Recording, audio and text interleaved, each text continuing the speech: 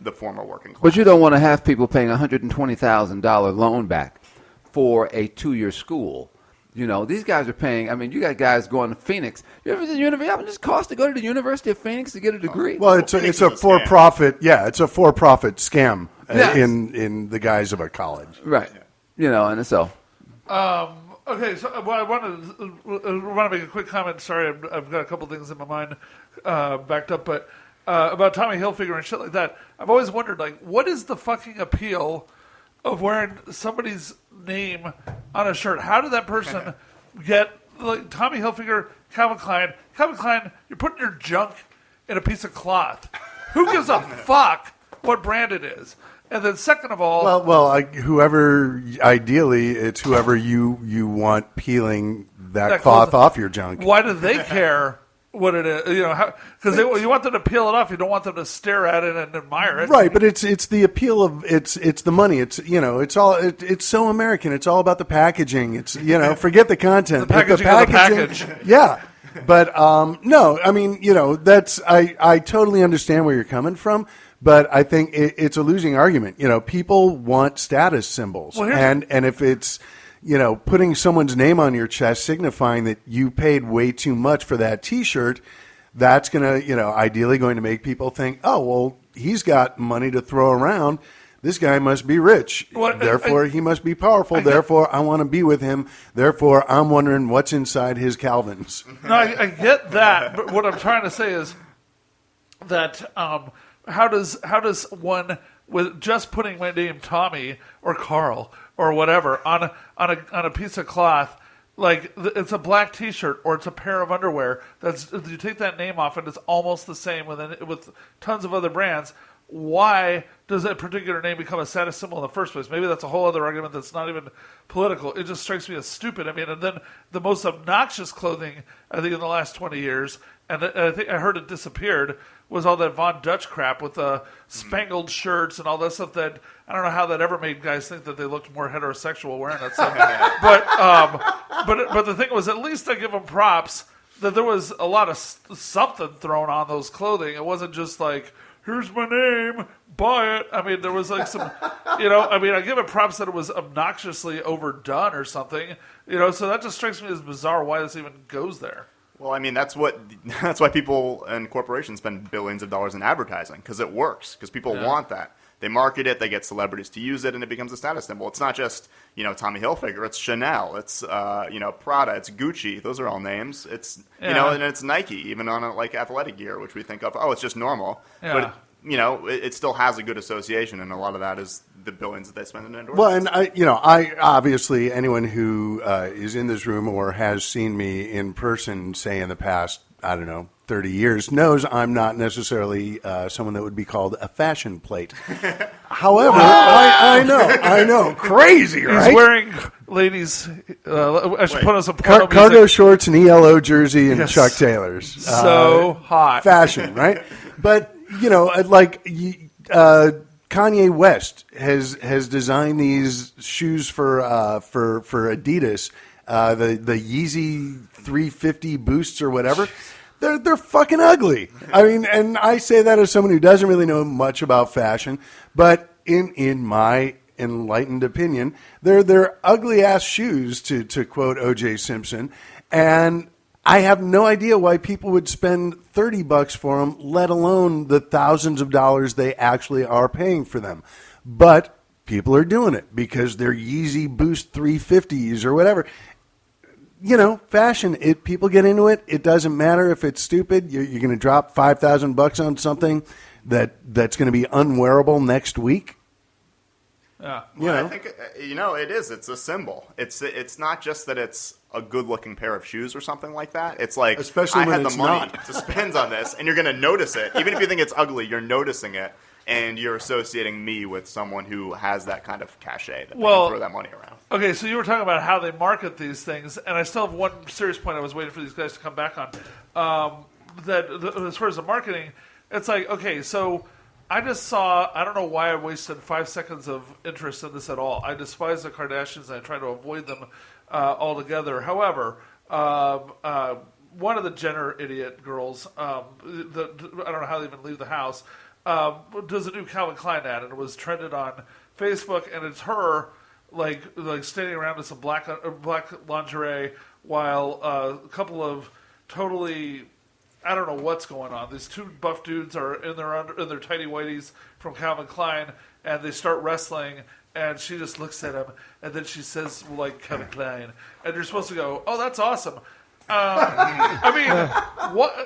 Who are they marketing this to? Is it complete? And for the record, I am absolutely not anti-gay. I could care less. But, I mean, seriously, in this regard, there's no way this is designed to appeal to straight guys. You should see the Rammstein video for Mann gegen Mann.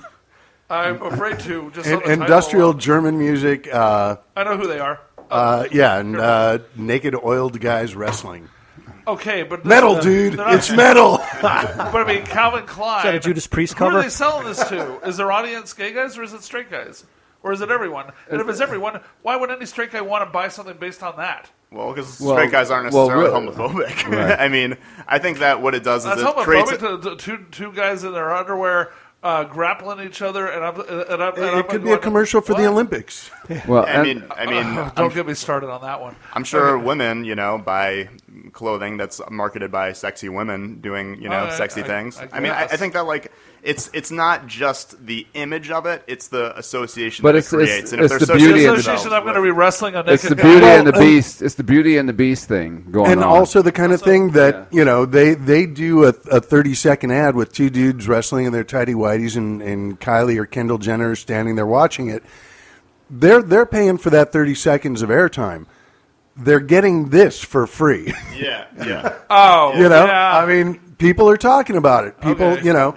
And it just still goes back to, Carl, and I know you get blown away, is our society is a bunch of idiots. They watch shit like this. They could sell. It's got electrolytes. But Von Dutch went away, so there's hope for America. Yeah, but Von Dutch was replaced by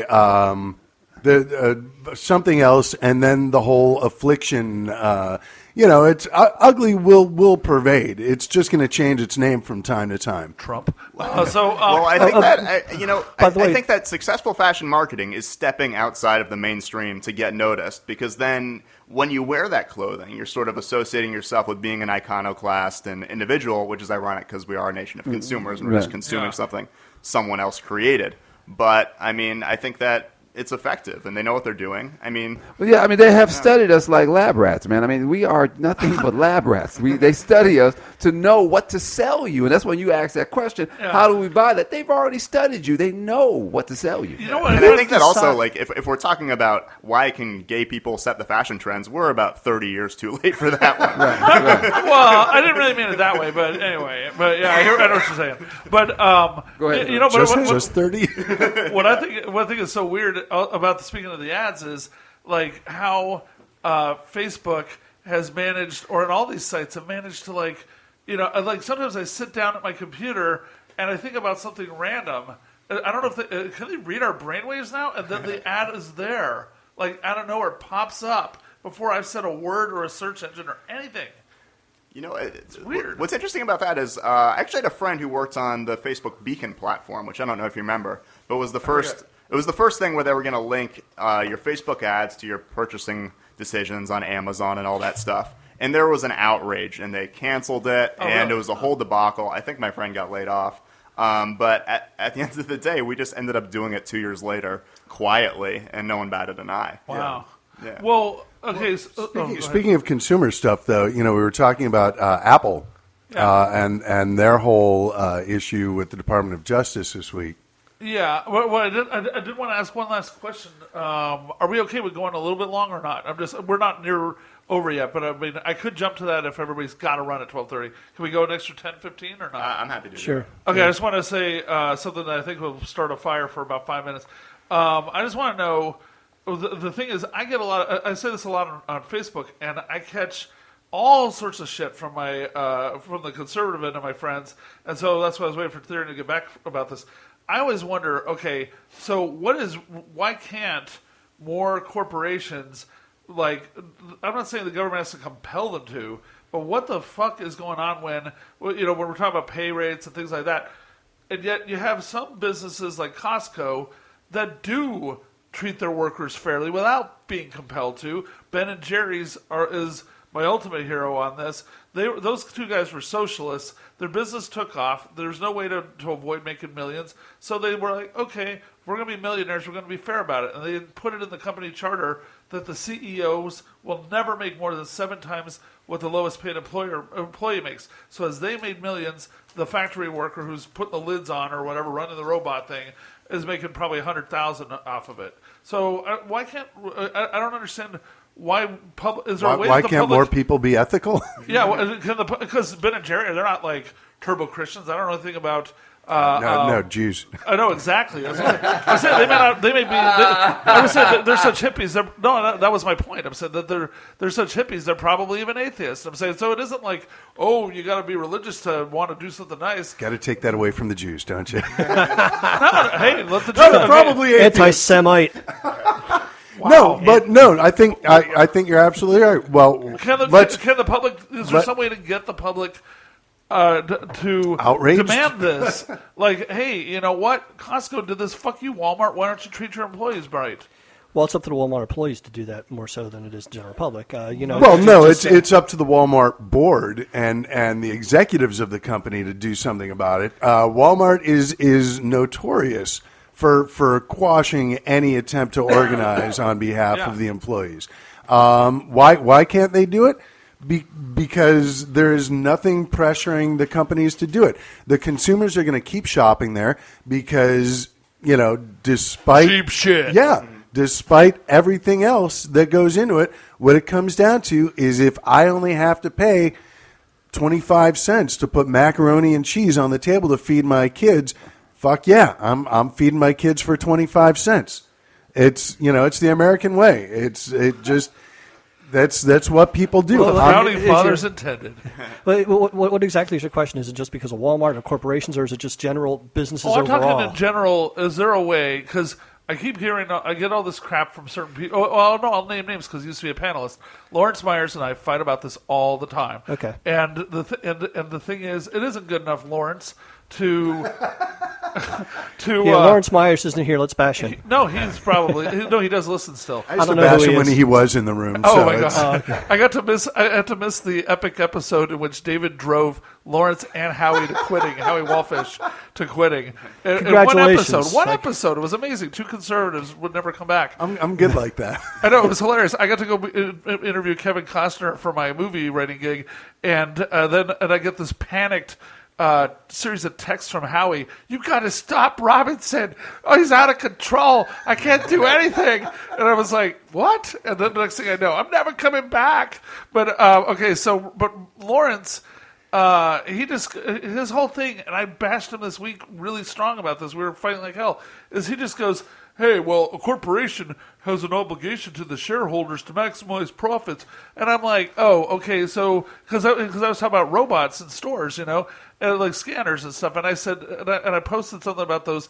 I said, as unless I was absolutely compelled to, I have never used one of those because I knew from the get-go that takes away jobs. And even at my most right wing, I will always want humans to keep having jobs over a goddamn robot. And Lawrence was like, no, it's progress, man. If you cared about people, you'd want them to be better than a banana scanner. I go, but Lawrence, you don't want people to have free college, so how the hell are you going to, what do you do? Half the jobs are going to go to robots by 2030, I read. So it's like, where do those people go? And then he finally said, I'm fine with Votech, things like that. And so I was like, okay, so hopefully we can do that. Like technical colleges, like job training. And if we're willing to do that, okay, I'll concede something to them. But still. But wait a minute, Votech, wait a minute. We had Votech. Votech was part of your high school. I remember that. But, and they got rid of it, and now it costs you thousands of dollars to be that very job because someone can make money off it. And here's the thing, I'm like listening to this stuff I'm saying today, and I'm sounding like as Thierrion would probably call me a goddamn communist. I have no objection to capitalism and making money. I do have an objection to it being done without any responsibility, and this is the problem. What it comes down to is, I disagree with the Supreme Court decision that said that corporations are people. I do believe that we vote with our money.